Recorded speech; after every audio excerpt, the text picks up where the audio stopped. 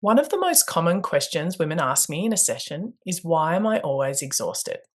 And if that's you, you're definitely not alone. Sometimes it's the amount of sleep they're getting and the amount of self care or rest they're getting, but sometimes something deeper is happening in the system. So I want to break that down. One of the biggest things I see is that people are living in a fairly constant stress response without even realizing it. So even when they stop and sit down or finally get a moment at the end of the day, the body is still in that go or on state. Mentally, emotionally, physically, the system is still running like it needs to stay alert or stay on top of things or keep everything together. And over time, that becomes really draining. Another layer is emotional and energetic load. Unprocessed emotions, mental overwhelm, constantly holding things in, pushing through, not really having space to fully release what's been happening in their day or their life.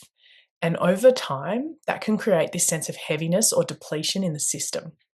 It's like the body is always doing a little bit of extra work in the background, so it's never fully able to completely rest.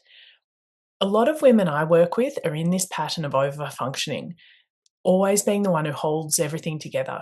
They're carrying the mental load for their families, their children, their partner, their work, thinking ahead for everyone else.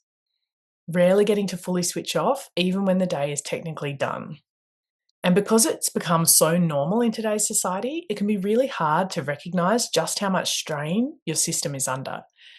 So when we put all of that together, it's often a combination of nervous system load, emotional load, and long-term patterns of how we've been living.